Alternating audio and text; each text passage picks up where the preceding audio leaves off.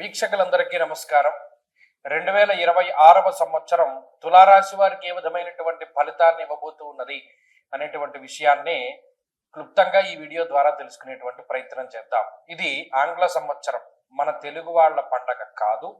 అయినప్పటికీ చాలా మందిలో ఉండే కుతూహలం ఏంటంటే ఈ నూతన సంవత్సరం మరి గ్రెగేరియన్ క్యాలెండర్ ప్రకారం మారుతోంది కాబట్టి ఇది ఎలా ఉంది తెలుసుకోవాలనేటువంటి ప్రయత్నం చేస్తారు. అందులో భాగంగానే ఈ దీర్ఘ సంచార గ్రహాలను బట్టి అలాగేనేమో ఉన్నటువంటి జ్యోతిష పరిజ్ఞానాన్ని బట్టి ఈ వీడియో చేయడం జరుగుతున్నది. అయితే కొంతమంది దీనిలో అత్యుత్సాహాన్ని ప్రదర్శిస్తున్నారు చెప్పేటువంటి వాళ్ళు. ఎలాగా దీనికి రాజపూజ్య అవమానాలు, దీనికి ఆదాయ వ్యయాలు చెప్తూ ఉన్నారు. ఇది ఖండించండి, ఇది మన సంస్కృతి కాదు. అసలు రాజపూజ్య అవమానాలు చెప్పలేరు, ఉగాదికి తప్పితే మిగతా ఈ కొత్త సంవత్సరానికి చెప్పలేరు.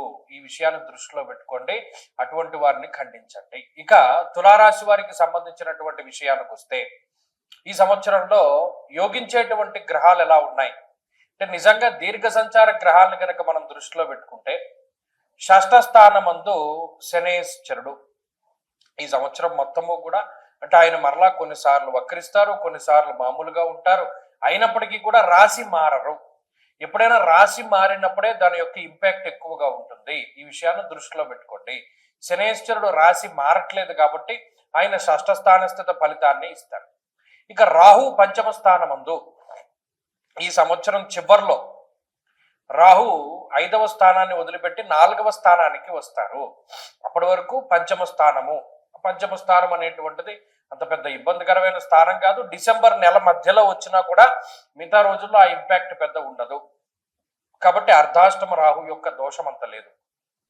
ఇక గురువు యొక్క బలమే చాలా కీలకమైనటువంటిది. జూన్ 2వ తారీఖు వరకు 9వ స్థానమందు గురుడు యోగించేటువంటి గ్రహం. జూన్ 2వ తారీఖు నుండి అక్టోబర్ 31 వరకు దశమ కేంద్రమందు కంటక స్థానమందు మిశ్రమ ఫలదాత. మరలా అక్టోబర్ 31 దగ్గర నుండి ఈ సంవత్సరం చివరి వరకు కూడా లాభస్థానమందు గురుడు యోగిస్తారు. కాబట్టి ఈ సంవత్సరంలో దాదాపుగా 3.5 నెలలు మినహాయించి మిగతా అన్ని నెలల్లో గురుబలం ఉన్నది. మొత్తం సంవత్సరం అంతా శని బలం ఉన్నది. రాహు మిశ్రమ ఫలదాత. అందువల్ల దాదాపుగా ఒక 60% శుభ ఫలితాలని పొందేటువంటి రాశిగా తులారాశి వారిని మనం చెప్పవచ్చును. ఒక 60% శుభ ఫలితాలని ఖచ్చితంగా వీరు పొందుతున్నారు. కాబట్టి అన్ని రకాలైనటువంటి విషయాల్లోనూ ఈ 60% ఫలితం అన్నది కనబడుతుంది. దీనికి తోడు జాతకంలో ఉండేటువంటి దశాంతర్దశలు యోగిస్తే అది మరింత శుభ ఫలితాలని మనకి ప్రసాదిస్తుంది. కాబట్టి జాతకం కూడా చాలా కీలకం.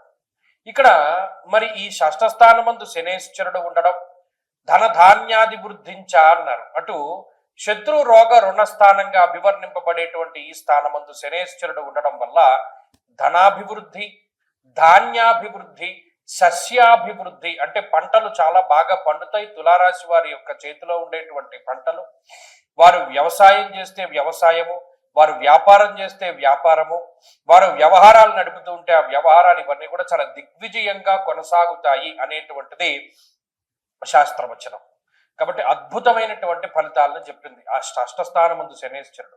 ఎందుకంటే పాపగ్రహము ఈ ఉపచయ స్థానముల యందు యోగించినట్టుగా శుభగ్రహాలు కూడా అంత ఫలితాన్ని ఇవ్వవు. కాబట్టి అందుకనే ఈ షష్ఠ శని అంత గొప్పవారు. అలాగే స్వకుటుంబస్య కారక అంటే సొంత కుటుంబాన్ని అభివృద్ధి చేసుకోవడంలో, సొంత కుటుంబాన్ని డెవలప్ చేసుకోవడంలో, అలాగే మీ ఓన్ క్యాపబిలిటీస్ని, మీలో ఉండేటువంటి స్కిల్స్ని అభివృద్ధి చేసుకోవడంలో శని చాలా గొప్పగా ఉపయోగపడతారు. కాబట్టి ఈ సంవత్సరంలో మీకు మీరుగా ఎదుగుతారు, మీ కుటుంబం చక్కగా ఎదుగుతుంది మీతోటి సమానంగాను. అలాగే సమాజంలో ఒక స్టేటస్ పెరుగుతుంది, ఉన్నతమైనటువంటి పదవీ ప్రాప్తి కలుగుతుంది, ఒక హోదా వస్తుంది. అద్భుతమైనటువంటి అవకాశాలను శనేశ్వరుడు ఇస్తారు. విదేశీయాన సంకల్పము, విదేశీయాన సుస్థిర ఫలితము, అలాగేనేమో విద్యా సంబంధమైన ఉద్యోగ సంబంధమైనటువంటి విషయాల్లో ఎదుగుదల, ఇవన్నీ కూడా శనేశ్వరుడు ఇస్తూ వెళుతూ ఉంటారు. ప్రత్యేకమైనటువంటి ఫలితం ఏంటయ్యా అంటే శనేశ్వరుడిది శత్రునాశనము. శత్రువుల పైన పూర్తి స్థాయిలో విజయాన్ని శనేశ్వరుడు కలగజేస్తాడు. అది ఆయన వల్ల కలిగేటువంటి ఒక మంచి విషయంగా చెప్పవచ్చు. కాబట్టి అటు శనేశ్వరుడు యొక్క అనుకూలిత ఉన్నది. ఇక గురుబలం ఉంటే అదృష్టం ఉన్నట్టే చేతిలో. ముఖ్యంగా ఒక 3.5 నెలలు మినహాయించి ఈ సంవత్సరం మొత్తం గురుబలం ఉండడం వల్ల యజన కీర్తి గృహ కాంచన పుత్ర వస్త్ర అశ్వాదికారకుడు గురుడు కాబట్టి ఆయన అనుకూలించేటువంటి రోజుల్లో ఇంట్లో శుభ కార్యక్రమాలు జరిగేలా చేస్తాడు. అలాగేనేమో వాహన యోగాన్ని కలిగిస్తాడు, గృహ యోగాన్ని కలిగిస్తారు, బంగారం కొనుక్కునేటువంటి అదృష్టము, వెండి, రాగి, సీసము, తగరము ఇటువంటి లోహపు ఖనిజాలను కొనుగోలు చేసేటువంటి పరిస్థితులను కలగజేస్తారు. అదే మాదిరిగా దైవ బలాన్ని పెంపొందిస్తూ ఉంటారు. తీర్థయాత్రలు చేసేలా చేస్తాడు ఆయన. దైవ దర్శనాలు, పుణ్యనది స్నానాలు, శుభ కార్యక్రమాలు, సంతానాభివృద్ధి, ఐశ్వర్యాభివృద్ధి ఇటువంటి వాటి అన్నిటికీ కూడా గురుడు కారణమవుతాడు. కాబట్టి నిజానికి ఈ రెండు బలాలు సరిపోతాయి ఒక ఒక రాశిని ముందుకు తీసుకెళ్ళాలి.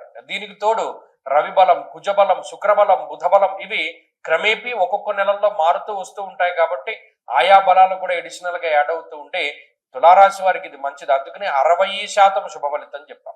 సరే, ఇక మిగిలిన రాహువు పంచమంలో ఉన్నారు కదండి.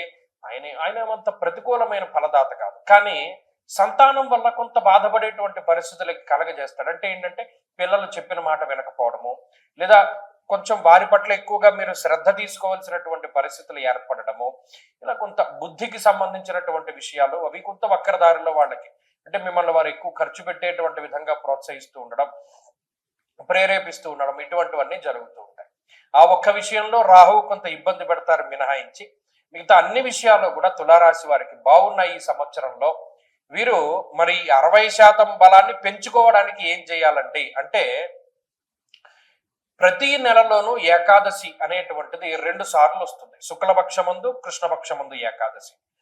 వీలుంటే ఆ 2 రోజుల్లోనూ ఉపవసించండి.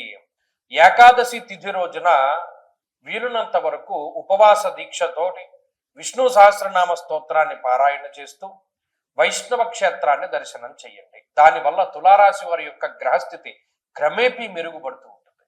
ఆరోగ్యం మెరుగుపడుతుంది, ఐశ్వర్యం మెరుగుపడుతుంది, అనవసరమైనటువంటి తగువులు తగ్గుతాయి. కాబట్టి ఏకాదశి ఉపవాసము, ఏకాదశి రోజున చక్కగా విష్ణు సహస్రనామ స్తోత్ర పారాయణ చేసి వైష్ణవ క్షేత్ర సందర్శనము, దాని ద్వారా అద్భుతమైనటువంటి ఫలితాలని తులారాశి వారు పొందగలుగుతారు. ప్రతిరోజు జపం చేసుకోవడానికి, ప్రతిరోజు చదువుకోవడానికి సుదర్శన మంత్రం చాలా గొప్పదైనటువంటి మంత్రంగా చెప్పవచ్చు. కృష్ణాయ గోవిందాయ గోపీ జనవల్లభాయ అనేటువంటి మంత్రం ఉంటుంది. అది ప్రతిరోజు చదువుకోండి, దానివల్ల కూడా సత్ఫలితాలు వస్తాయి. స్వస్తి.